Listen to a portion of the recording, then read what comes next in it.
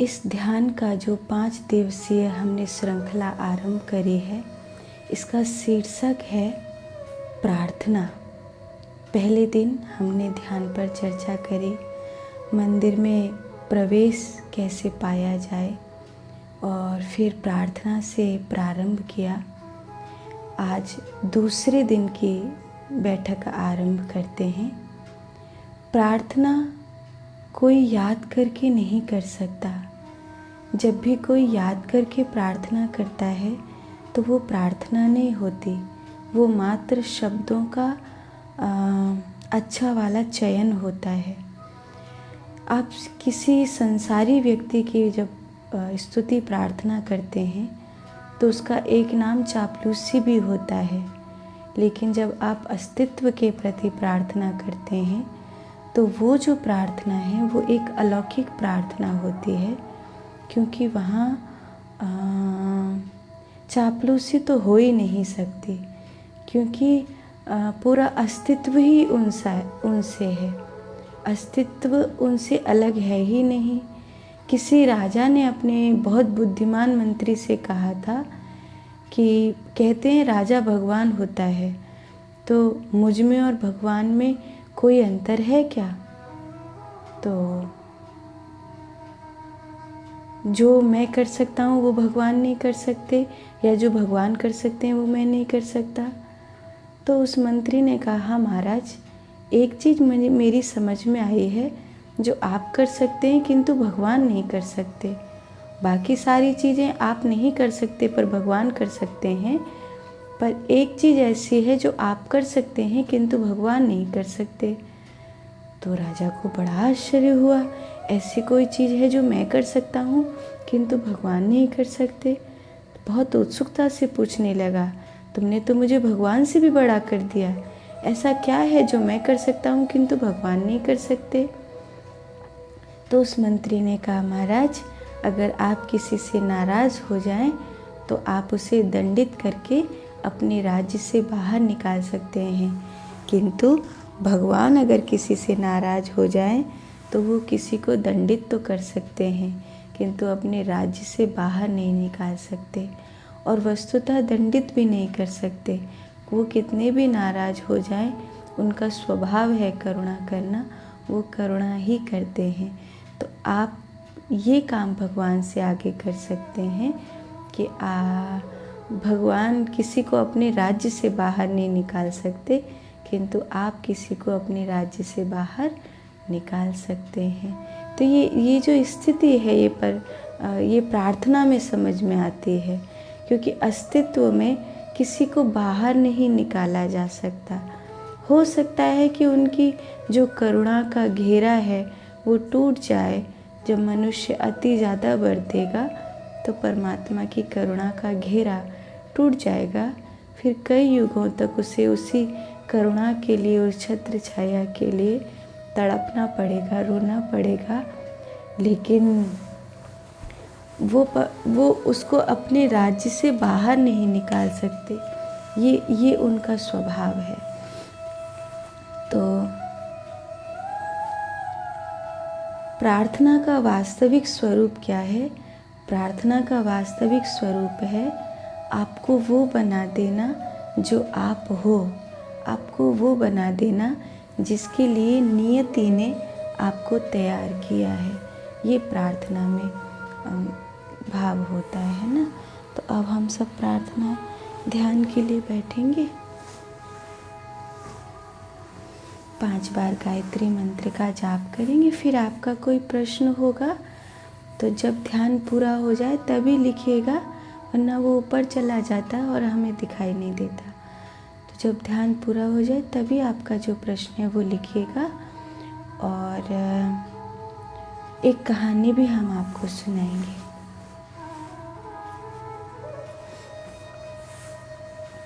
हाथ जोड़ लें, एक गहरी लंबी सांस लें। ओम भूर्भुवस्वः तस्य वितुर्वरेण्यं भर्गो देवस्य धीमहि धियो यो न प्रचोदयात्। ॐ भूर्भुवस्वः तस्य वितुर्वरेण्यं भर्गो देवस्य धीमहि धियो यो न प्रचोदयात्। ॐ भूर्भुवस्वः तस्य वितुर्वरेण्यं भर्गो देवस्य धीमहि धियो यो न प्रचोदयात्।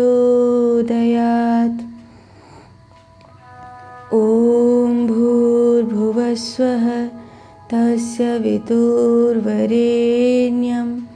भर्गो देवस्य धीमहि धियो यो न प्रचोदयात्।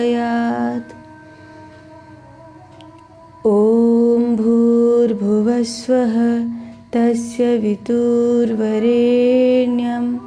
भर्गो देवस्य धीमहि धियो यो न प्रचोदयात्।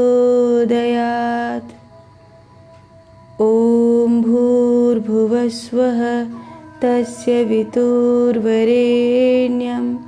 भर्गो देवस्य धीमहि धियो यो न प्रचोदयात्।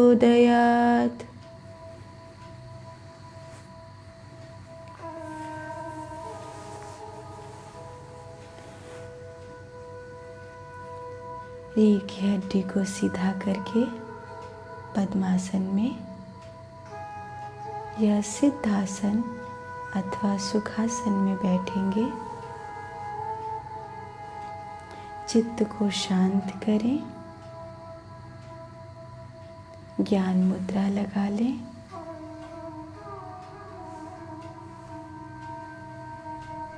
अपने दोनों हाथों को अपने वक्ष स्थल के पास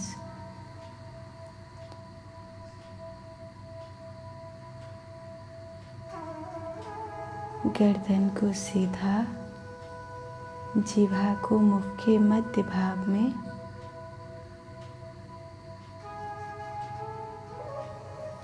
अर्धोंबलित नेत्र दृष्टि आज्ञा चक्र पर।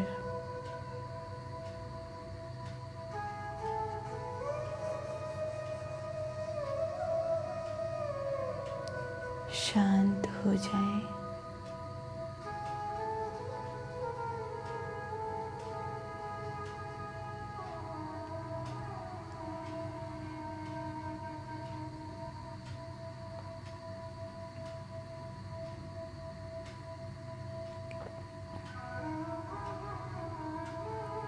अपने आप को सहज और शांत छोड़कर एकदम शांत हो जाए।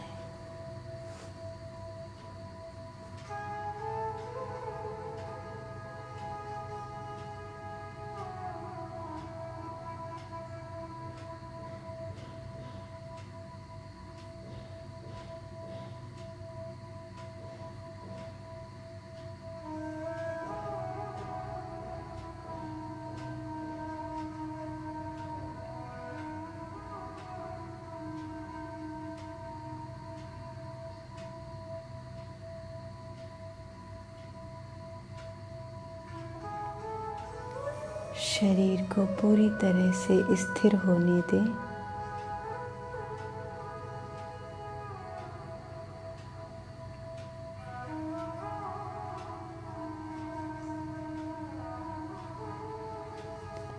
सहज, कोई जोर जबरदस्ती अपने शरीर पर, अपनी इंद्रियों पर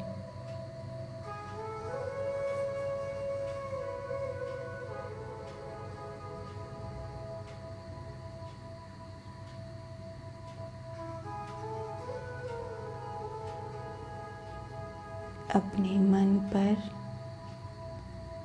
कोई भी दबाव नहीं, सहज और शांत ध्यान में प्रवेश करें। इस वर्तमान के क्षण को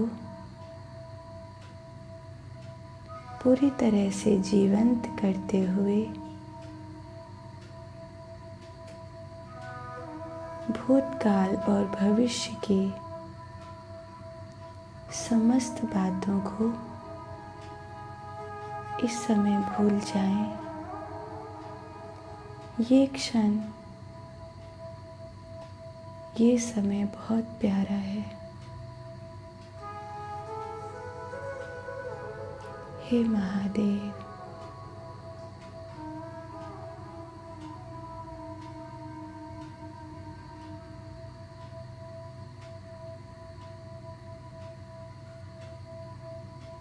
एक गहरी लंबी श्वास और कई बार प्रणव मंत्र का उच्चारण करेंगे।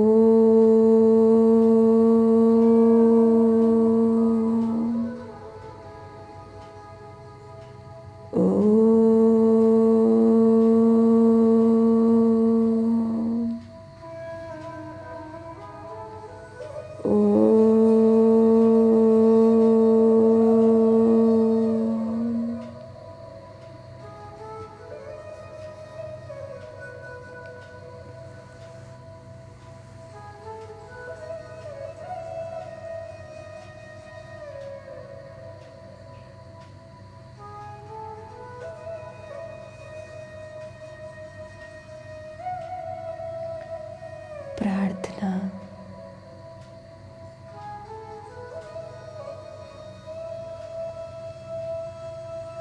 जीवात्मा को परमात्मा के निकट पहुंचाती है।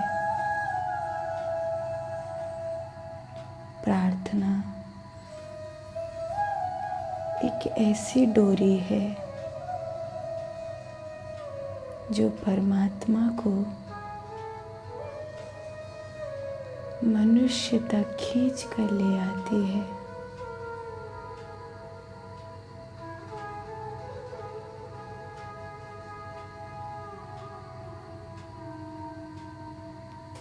कभी कभी प्रार्थना हृदय से जन्मती है,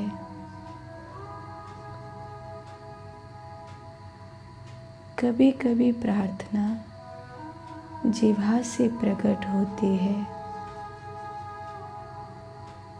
कभी कभी प्रार्थना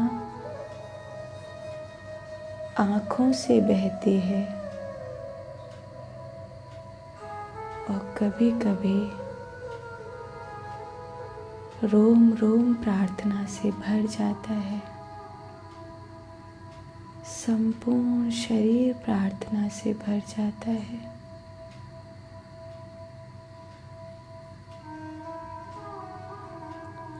बिना अहंकार को शून्य किए कभी कोई प्रार्थना नहीं कर सकता।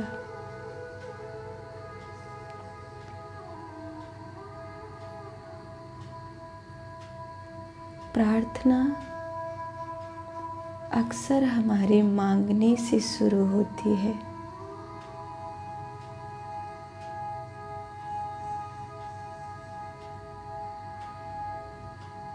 किंतु एक भक्त कहता है, मैं क्या मांगूं? क्या तुम जानते नहीं हो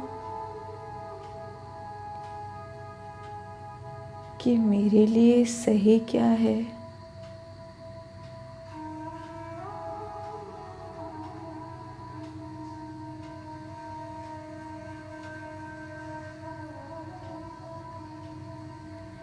इस अस्तित्व में मेरे प्रारब्ध को, मेरे दुख को, मेरे कर्म के भोग को मैं ही भोगूंगा।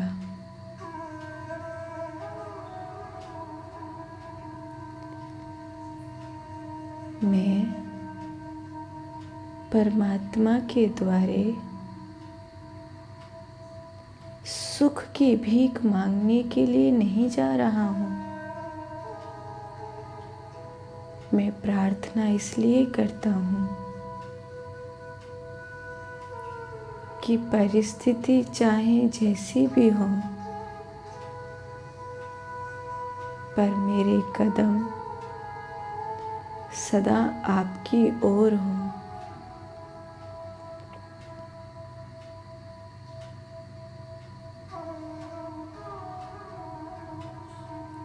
अब हम भगवान के मंदिर में प्रवेश करेंगे। हे प्रभु, मुझ पर कृपा करो, मैं इतना शुद्ध हो सकूं कि आपके मंदिर में मुझे प्रवेश मिल जाए।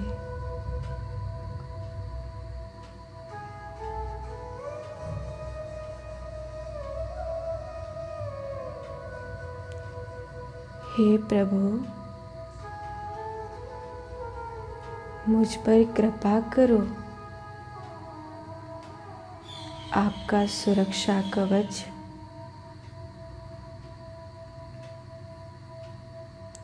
मेरे ऊपर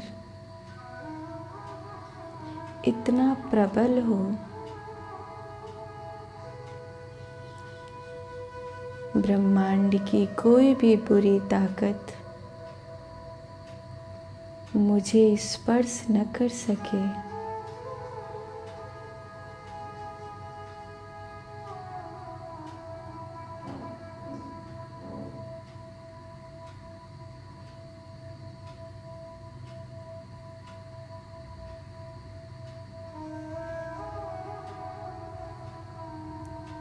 मुझे आपकी कृपा से भर दो प्रभु।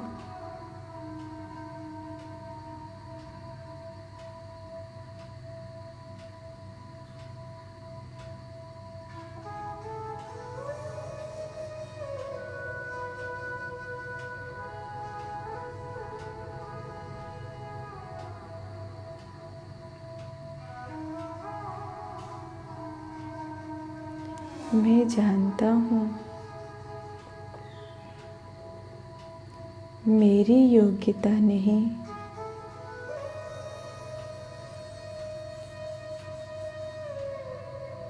मेरी कोई काबिलियत नहीं, मैं लायक नहीं हूँ तुम्हारे मंदिर में प्रवेश के। पर आप कृपालु हो, आप अनधिकारी को अधिकारी बनाने वाले हो।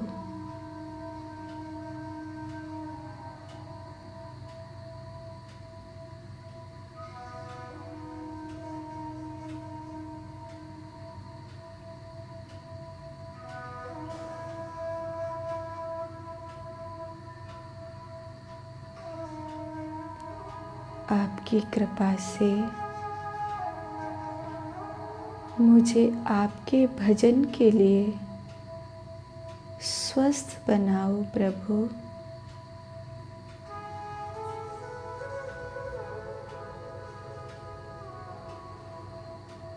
मेरे इस मैले जीवन को परम शुद्ध कर दो प्रभु।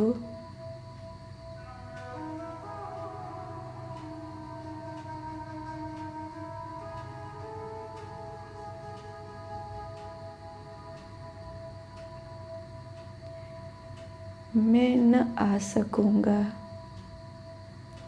मुझे हाथ पकड़ के अपनी कृपा की छाया में ले चलो प्रभु।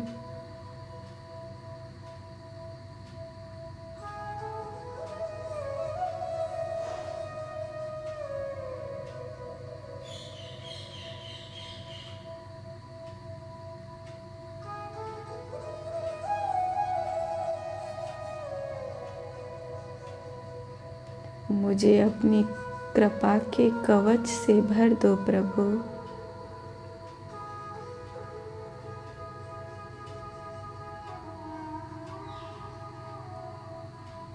कोई भी शैतानी ताकत, कोई भी बुरा विचार, कोई भी कर्म मुझे आपसे दूर न कर सके।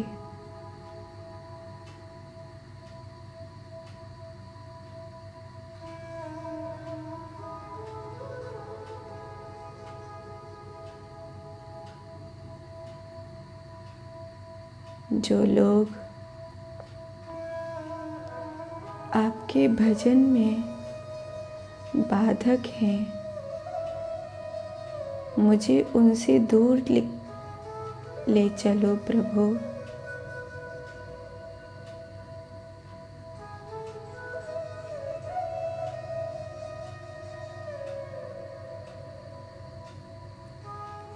आपकी प्रेम भरी बाहों में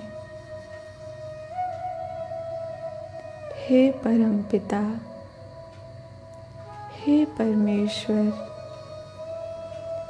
मुझे भर लो।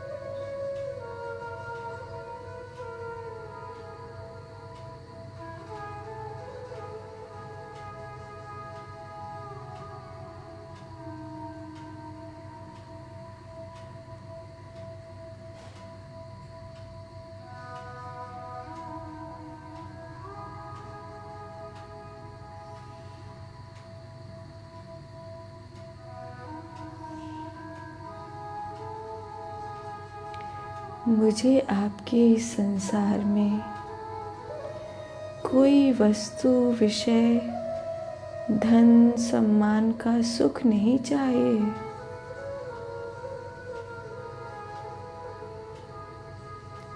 आपकी कृपा से दूर न जाऊं।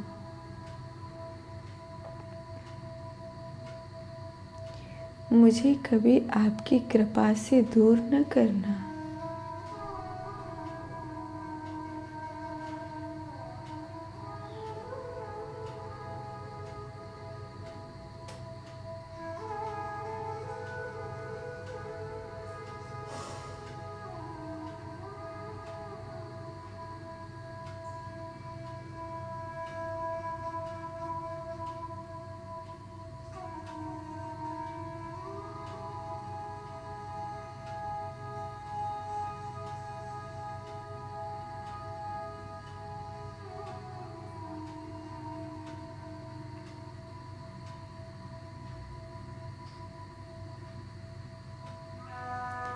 हे स्वामी,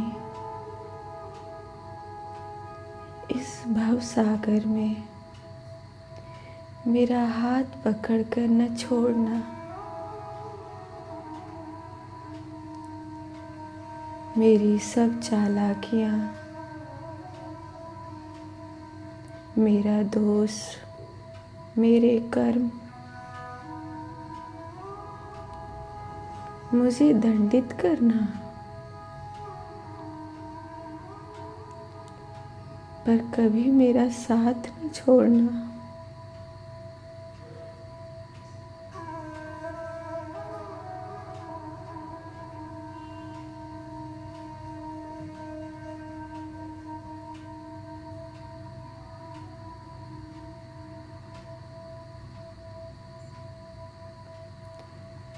मैं हाथ जोड़कर प्रार्थना करता हूँ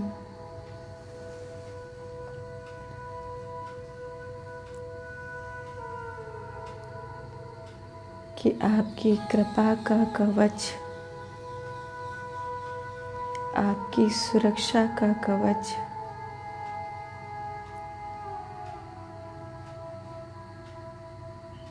मुझसे कभी न टूटे।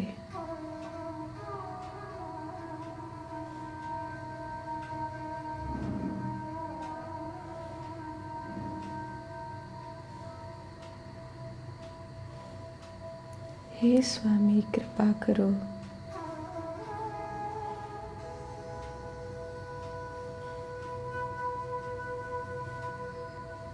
हे प्रभु, कृपा करो।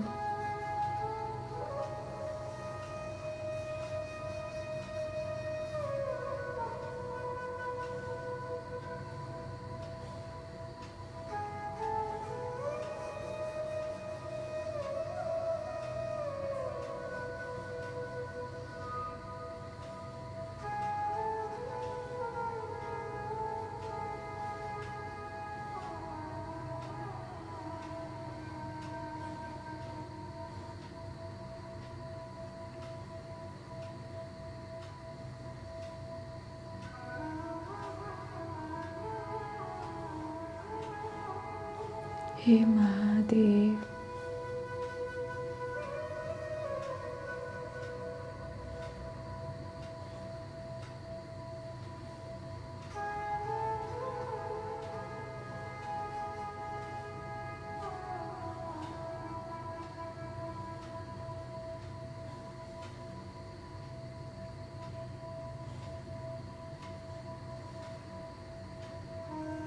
हे मेरे महादेव,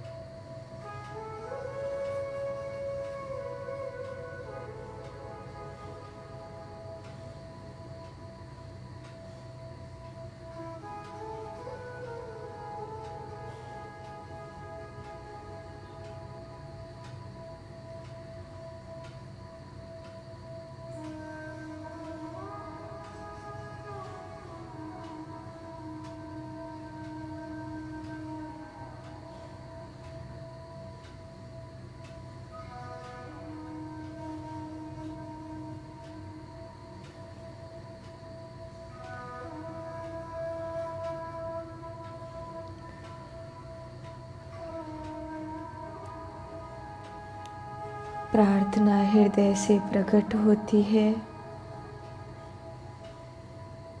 जीभ पर आकर मूर्त रूप लेती है, आँखों से बरसती है, रोम रोम में भर जाती है, फिर परमात्मा तक प्रार्थना की गूंज कभी उन्हीं की कृपा से पहुँचती है। एक गहरी लंबी श्वास भरें। शिवोहम,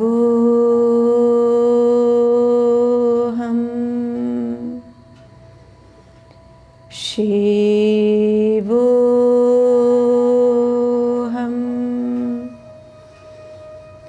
शिवोहम,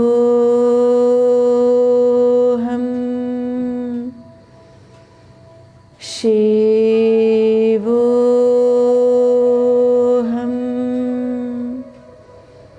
शिवोहम,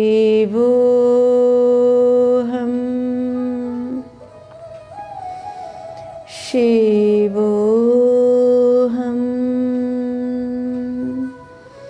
शिवोहम, शिवोऽहम् शिवोऽहम्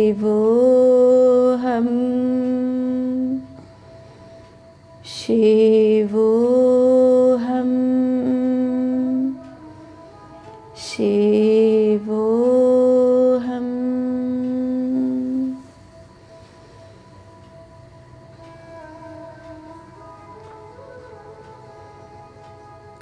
हाथ जोड़कर 5 बार महामृत्युंजय मंत्र का जाप करें।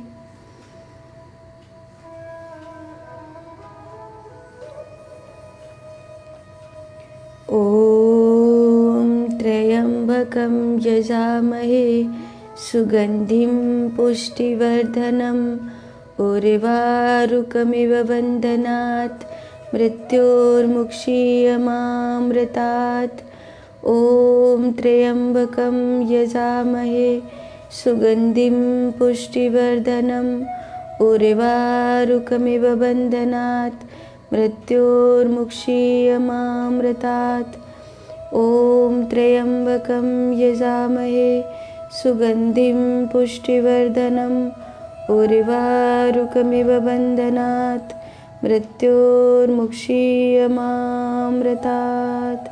ओम त्र्यंबकं यजामहे सुगंधिं पुष्टिवर्धनम् उर्वारुकमिव बन्धनात् मृत्योर्मुक्षीयमामृतात्।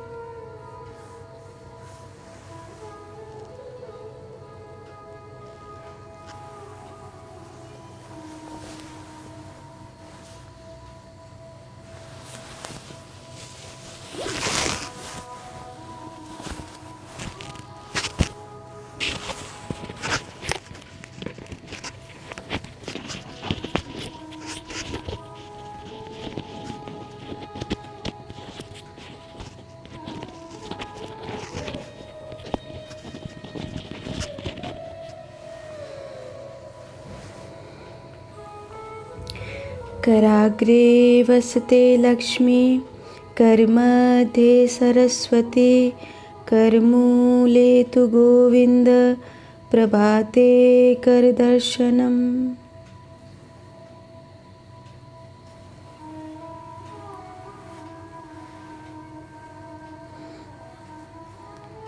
आज की ध्यान की बैठक यहाँ पूरी हो रही है। एक कहानी हम आपको सुनाएं।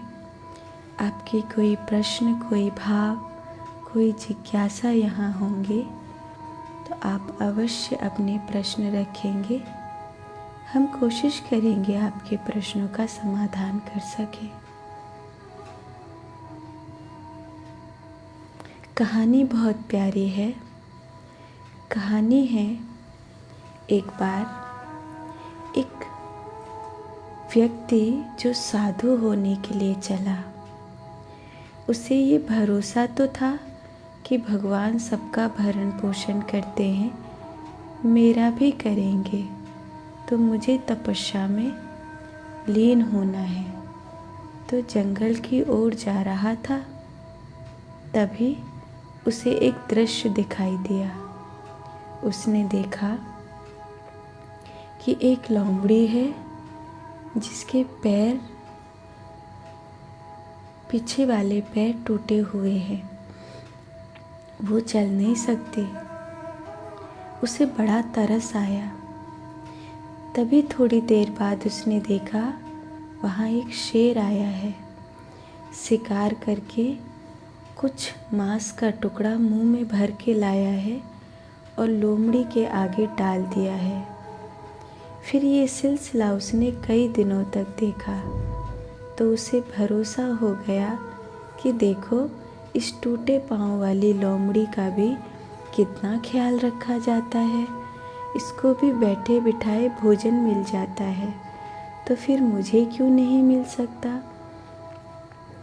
तब वहाँ उसने तपस्या का निर्णय किया। फिर वो ध्यान में बैठ गया।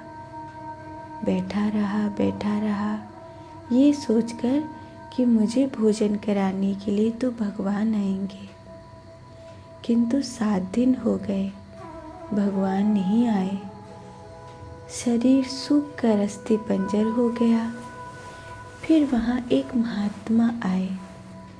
उन्होंने देखा कोई साधक बहुत कठोर तपस्या कर रहा है। पूछा, मित्र, लगता है कोई बहुत बड़ी सिद्धि के लिए कठोर तपस्या कर रहे हो? उसने कहा, नहीं, कोई सिद्धि नहीं चाहता। मैंने एक दृश्य देखा था। एक टूटे पांव वाली लोमड़ी को भोजन कराने के लिए खुद शेर मांस का टुकड़ा लेकर आता था और लोमड़ी के आगे डाल देता था। तभी मुझे ये ख्याल आया कि जब एक लोमड़ी का भी पेट भगवान शेर के द्वारा भरा सकते हैं, तो क्या मेरे पेट की फिक्र उन्हें नहीं होगी? तो क्या वो मुझे भोजन नहीं खिलाने के लिए आएंगे? यही विचार करके बैठा था, किंतु 7 दिन हो गए, भगवान नहीं आए। अब तो मुझे संदेह होने लगा है कि भगवान हैं या नहीं है। तो उस महात्मा ने कहा, अरे बाबरे, भगवान तो हैं, पर देखने का दृष्टिकोण अलग अलग है। तो उसने कहा, मेरा क्या गलत दृष्टिकोण था? तो महात्मा ने कहा, हाँ, गलत दृष्टिकोण ही तो था। तूने एक ही जगह एक टूटे पांव वाली लोमड़ी को देखा और एक शेर को देखा, और तूने दोनों में से किसी एक जगह अपने आप को रखना चाहा। तो तूने अपने आप को टूटे पांव वाली लोमड़ी की जगह ही क्यों रखा? तूने अपने आप को शेर की जगह क्यों नहीं रखा? हो सकता है अस्तित्व ने तुझे टूटे पांव वाली लोमड़ी की जगह नहीं रखा हो, अस्तित्व ने तुझे शेर की जगह रखा हो। बस यही हमारी भूल होती है। ये कहानी का जो सार है वो यही है कि कई बार जब हम अपने किसी मिले हुए कार्य फल से संतुष्ट नहीं होते हैं और भगवान को दोष देते हैं, तो वहाँ विचार करना, हो सकता है भगवान ने आपको उस कार्य के लिए चुना ही ना हो, भगवान ने आपको किसी और कार्य के लिए चुना हो सकता है अस्तित्व में आपकी कोई और जगह हो, वो जगह हो ही ना, और आप वहीं पर फंसे हुए हो।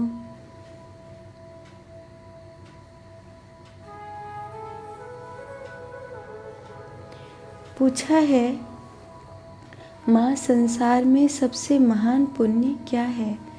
पद्म सिंह भैया का ये प्रश्न है। भैया, आपने बहुत प्यारा प्रश्न पूछा है, पर इस संसार में सबसे महान पुण्य क्या है? अगर जैसे पानी बहुत कीमती है, लेकिन तब जब प्यास लगी हो, अगर प्यास नहीं लगी हो तब पानी भले अमृत जैसा मीठा हो, पर वो कीमती नहीं है। कोई भी चीज़ हमें तब सुख देती है जब हमें उसकी वहाँ आवश्यकता होती है, या जब हमारी आवश्यकताएं बड़ी हो जाती हैं, या बहुत ज़्यादा मात्रा में वो चीज़ मिल जाती है, तो फिर हमें वो चीज़ सुख नहीं देती। बस ऐसे ही पुण्य का सिलसिला है। जो पुण्य हमें संसार का सुख देता है, दान से मिला हुआ पुण्य हमें संसार का सुख देता है। दान भी 84 प्रकार के होते हैं। उनमें से वस्तु और व्यक्ति के दान के साथ साथ धातु, भूमि आदि के दान के साथ साथ एक दान है हरि भक्ति का दान, ज्ञान का दान, मुक्ति और भजन का दान। पुण्य दान से भी मिलता है, पुण्य किसी को सुख पहुंचाने से भी मिलता है, पुण्य स्वयं की मुक्ति से भी प्राप्त होता है। इस अस्तित्व में हम जो करने के लिए आए हैं वही अगर हम ठीक ठीक कर पाएँ तो ये जीवन का सबसे बड़ा महान पुण्य होता है। इससे बड़ा पुण्य कोई नहीं हो सकता। पुण्य के जो शब्द विवेचन है उसको समझे। पुनः माने पुनः आरंभ करना, माने जहाँ आप हैं वहाँ से ऊपर उठ जाना, शुद्धता में ऊपर उठ जाना, भावनाओं में ऊपर उठ जाना, बुद्धि में विचारों में ऊपर उठ जाना, कर्म में ऊपर उठ जाना। जहाँ आप हैं वहाँ से ऊपर उठ जाना, वही पुण्य कहलाता है। और जो कर्म, जो भाव, जो विचार, जो दान आपको वहाँ जहाँ आप हैं वहाँ से ऊपर ले जाता है, वही पुण्य कहलाता है। हो सकता है कि जो आपके लिए पुण्य हो वो दूसरे के लिए पुण्य न हो, इसीलिए कोई एक ही पुण्य ये कह देना कि यही महान पुण्य है, पूरी तरह से सही नहीं होगा। पूरी तरह से यही सही होगा कि तुम्हारा अस्तित्व जिस पुण्य को चाहता है तुम वो कर दे हो तो तुम पुण्यवान हो। माने पुनः आरंभ करो, जहाँ हो वहाँ से आगे बढ़ो, यही पुण्य है।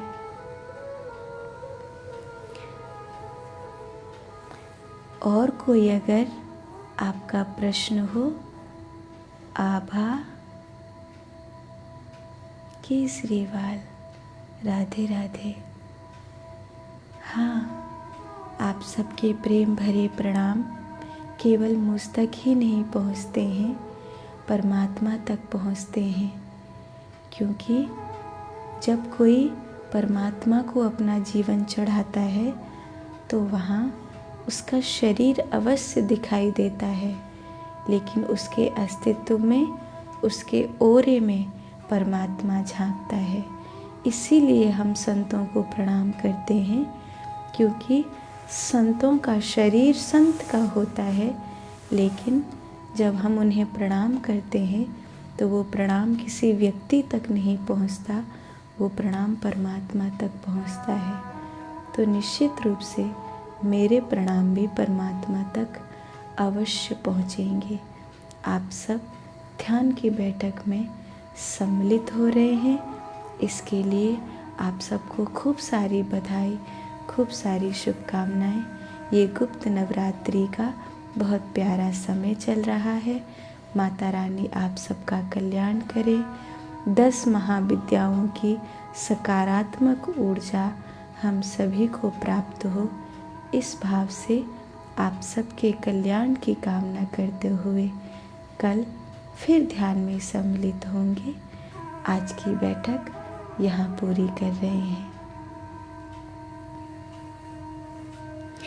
एक प्रश्न और आया है, उसको भी शामिल कर लूँ। पूछा है किसी ने कि गुरुजी, उस समय एक ज़माना था जब नाऊ रिश्ता तय कराते थे, तो क्या ये सही था? आजकल तो हम देखकर सुनकर फिर रिश्ता तय करते हैं। तो उन्होंने इस बात में शंका जाहिर करी है कि पुराने ज़माने के लोग एक नाव के सहारे इतना बड़ा निर्णय कैसे ले लेते थे। उसके पीछे एक रीज़न था, उसके पीछे एक कारण था। तो जहाँ तक मुझे समझ में आया है, हो सकता है शास्त्रों में कुछ और कारण हो या आपको इस चीज़ का कुछ और कारण पता हो। मुझे जो समझ में आया है वो मैं बताऊं। क्योंकि नाऊ एक ऐसा व्यक्ति है जो हर एक व्यक्ति का पुराने समय में रजक, पाचक ये सब हुआ करते थे। माने उनके कपड़े धोने वाले लोग, उनके तेल मालिश करने वाले, बाल बनाने वाले लोग सब अलग अलग हुआ करते थे। तो ये जो नाऊ होते हैं, ये व्यक्ति की दाढ़ी बाल बनाना, उसको तेल मालिश करना, उसे स्नान कराना, ये सब आदि कराया करते थे। तो जब कोई आपकी निजी ज़िंदगी में झांक रहा है तो उससे ये पता होता है कि आप कैसे व्यक्ति हैं। ऐसे ही स्त्री नाऊ भी होती थी, जिन्हें आज के समय में ब्यूटी पार्लर बोलते हैं। ऐसे ही पुरुष नाऊ भी होते थे, अच्छे सज्जन व्यक्ति होते थे। और अच्छे सज्जन व्यक्ति होने के बावजूद वो जब ये कर्म करते थे तो दूसरे की निजी ज़िंदगी में, उसकी पर्सनल लाइफ में झांक लेते थे। दाढ़ी बाल बनाना, तेल मालिश करना, स्नान कराना, तो उससे उन्हें ये पता चल जाता था कि वो व्यक्ति कैसा है पूरी तरह से। यही बात वो बता दिया करते थे कि फलाना लड़का ऐसा है, फलानी लड़की ऐसी है। तो जब विवाह होता है तो सबसे बड़ी ज़रूरत होती है किसी की निजी ज़िंदगी का पता होना। घर परिवार हमें पता चल जाता है, धन और पैसा हमें पता चल जाता है, लेकिन हमें व्यक्ति की निजी ज़िंदगी नहीं पता चलता। जब तक हमें किसी व्यक्ति की निजी ज़िंदगी का पता नहीं चलेगा, तब तक ये कैसे तय होगा कि उसकी ज़िंदगी और इसकी ज़िंदगी एक जैसी है और ये दोनों एक दूसरे को निभा सकेंगे। इसलिए लोग कुंडली मिलान करवाते थे। कुंडली बताती है कि इसके ग्रह नक्षत्र ये कहते हैं और लड़के के ग्रह नक्षत्र ये कहते हैं। अगर लड़के और लड़की के ग्रह नक्षत्र मिल नहीं रहे हैं तो कहीं ना कहीं इनके जीवन में विवाद उत्पन्न होगा ही होगा। तो वो जो नाऊ होता था वो निजी ज़िंदगी को बता दिया करता था। अगर लड़के की निजी ज़िंदगी ऐसी है और लड़की की निजी ज़िंदगी ऐसी है तो ये दोनों एक दूसरे को निभा पाएंगे या नहीं निभा पाएंगे, बस इन्हीं शर्तों पे रिश्ता तय हो जाया करता था। बाकी फिर जाति है, गोत्र है और जो कुंडलिनी है, वो सब बातें फिर बाद में देखी जाती थी। इस तरह रिश्ता तय होता था। यही कारण है कि वो रिश्ता बहुत लंबे समय तक चलता था। अभी क्या है, मनमुखी रिश्ते होते हैं। कुंडली मिले या नहीं मिले, लोग कहते हैं दिल मिलने चाहिए, आकर्षण एक दूसरे के प्रति है वो मिलना चाहिए। किसी की निजी ज़िंदगी को देखा है या नहीं देखा है, बस वैलेंटाइन डे पर मिले हुए गिफ्ट देखे हैं, फ़ोनों पर लिखे हुए बहुत सारे लव वर्ड्स देखे हैं, बस उन्हीं पर रीझ कर विवाह कर लेते हैं। तो अच्छा है, मैं ये नहीं कह रही हूँ कि बुरा है कुछ भी, या इस संसार में बुरा तो कुछ होता ही नहीं है, पर कहीं ना कहीं उन रिश्तों की नींव मजबूत नहीं होती है। रिश्तों की नींव मजबूत बनाने के लिए ही हमारे ऋषि मुनियों ने ये परंपरा बनाई थी। इसीलिए मैं प्रार्थना करूँगी कि शास्त्रों पर और पुराने लोगों पर ऐसे संदेह नहीं करें। हर चीज़ का रीज़न है, पूछें, जानें, समझें तो आपको अवश्य पता चलेगा। और आप अगर ज्ञान से परिपूर्ण एक व्यक्ति होंगे तो आप अपनी संतान को भी उसी सनातनी ज्ञान से परिपूर्ण कर सकेंगे। वरना कोई बाइबल में ढूंढेगा, कोई कुरान में ढूंढेगा, कभी धर्म के नाम पे कंफ्यूज होकर विपत्ति पड़ेगी तो कहोगे हे प्रभु, आपका जो भी नाम है, अल्लाह है, ईश्वर है, जीसस है, मेरी सुन लो। आजकल ऐसे ही कंफ्यूज युवा हैं जिनको यही नहीं पता कि मैं भगवान को पुकारूं कैसे। वो बहुत ज़्यादा मतलब बिखरे हुए लोग हैं। सनातन संस्कृति हर चीज़ का उत्तर देती है, इसलिए अपनी चेतना को बिखरने मत दीजिए, मूर्खों की तरह व्यवहार मत करिए, ज्ञानी होइए। वेद, उपनिषद, शास्त्र, पुराण, मीमांसा, स्मृतियाँ हमारे यहाँ ज्ञान का अनंत भंडार है। इसीलिए कभी भी कट्टरपंथिता के आगे झुकिए मत। यही मेरी आपसे प्रार्थना है। आप सबके कल्याण की कामना करते हुए आज के ध्यान की बैठक को पूरी करूं। राधे राधे।